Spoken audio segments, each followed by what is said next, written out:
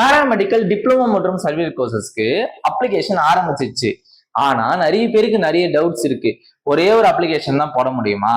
Parents documents நான் submit பண்ணி ஆகணுமா?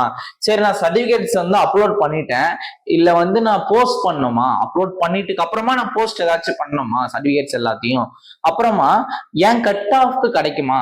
எனக்கு போனஃபைட் சர்டிபிகேட் இல்ல, நான் எப்படி பண்றது? நேட்டிவ் சர்டிபிகேட் இல்ல, அதே மாதிரி பேரண்ட்ஸ் டாக்குமெண்ட்ஸ் இல்ல. இந்த மாதிரி நிறைய கன்ஃபியூஷன்ஸ் இருக்கு. இதுக்கெல்லாம் ஒரே சொல்யூஷன். இந்த வீடியோவை ஃபுல்லா பாருங்க, உங்களுக்கு கன்ஃபார்மா புரியும். எப்படி அப்ளை பண்றது, எல்லா டவுட்ஸ்க்கான லோ கட் ஆஃப்க்கு கிடைக்குமா, இதை பத்தி நம்ம பேச போறோம் இந்த வீடியோல. ஃபர்ஸ்ட் எப்படி அப்ளை பண்றதுன்ற பாத்துடலாம். ஃபர்ஸ்ட் எடுத்த உடனே லாகின் பண்ணக்கூடாது. tnmedicalselection.net வெப்சைட் குள்ள போங்க. உங்களுக்கு லிங்க் ஷோ ஆகும். Click here for paramedical diploma மற்றும் சர்டிஃபிகேட் கோர்சஸ் அப்படின்னு ஒரு லிங்க் ஷோ ஆகும். இந்த லிங்கை கிளிக் பண்ணீங்கன்னா எடுத்த உடனே லாகின் பண்ணக்கூடாது. ஃபர்ஸ்ட் நீங்க ரிஜிஸ்ட்ரேஷன் தான் பண்ணணும். ரிஜிஸ்ட்ரேஷன் என்ன? Click here for new registration இருக்கும். அதை ஃபர்ஸ்ட் கிளிக் பண்ணிட்டு உங்களோட email ID or login ID, password, உங்களோட கொஞ்சம் personal details, phone number, OTP எல்லாம் போட்டு நீங்க ரிஜிஸ்ட்ரேஷன் பண்ணிட்டீங்கன்னா அப்புறமா தான் லாகின் பண்ணணும். லாகின் பண்ணதுக்கு அப்புறம் டீடைல்ஸ் கேட்கும். என்னென்ன டீடைல்ஸ் கொடுக்கணும்?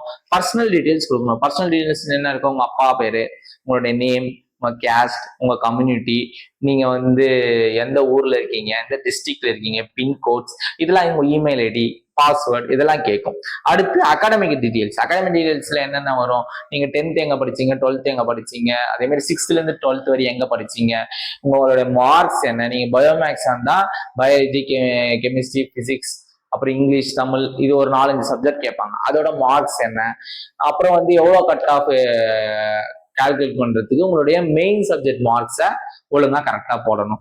அடுத்து ஸ்கூலிங் இன்ஃபர்மேஷன். ஸ்கூலிங் இன்ஃபர்மேஷன்னா சில பேர் 6th இருந்து 12th வரையுமே ஒரே ஸ்கூல்ல படிச்சிருக்க மாட்டாங்க, அடுத்தடுத்த ஸ்கூல்ல படிச்சிருப்பாங்க. அவங்களுக்கு ஒரு டிஃபரன்ஷியேட் பண்றதுக்காக, இல்ல 6th இருந்து 12th வரையும் கவர்மெண்ட் ஸ்கூல்ல படிச்சிருந்தாங்கன்னா அதுக்கான டிஃபரன்ஷியேஷன், இதெல்லாம் படி அப்ளிகேஷன்ஸ்ல அடுத்தடுத்த ப்ராசஸ்ல வரும்.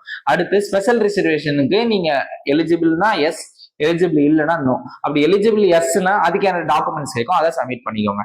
அடுத்து உங்களுக்கு ஸ்ட்ரெயிட்டா அப்லோட் டாக்குமெண்ட்ஸ், அப்புறம் பேமெண்ட். எஸ்சி எஸ்டிக்கு பேமெண்ட் இருக்காது மேக்சிமம். அதே மாதிரி நார்மல் கேண்டிடேட்டா இருந்தீங்கன்னா உங்களுக்கு 300 பேமெண்டா இருக்கும். சரி, இல்ல டவுட்ஸ் என்ன? பேரண்ட் டாக்குமெண்ட்ஸ் இல்ல, என்ன பண்றது? ஜஸ்ட் வேற ஏதாவது டாக்குமெண்ட் வச்சு ஒரு காப்பி வச்சு அப்ளை பண்ணுங்க, அதாவது அப்லோட் பண்ணுங்க. நம்ம அட்மிஷன் அப்போ நம்ம பேரண்ட்ஸ் டாக்குமெண்ட்ஸ் கொடுத்துக்கலாம்.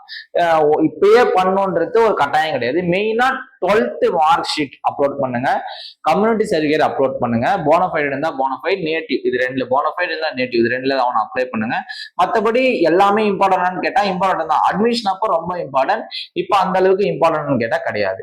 இப்போ போஸ்ட் பண்ணணுமா அப்படின்னு கேட்டா போஸ்ட் பண்ண வேணாம். ஆன்லைன் அப்ளிகேஷன் போடுறப்பவே சர்டிஃபிகேட்டா அப்லோட் பண்ணா போதும். சரி, ஒரே ஒரு அப்ளிகேஷன் தான் போட முடியுமா?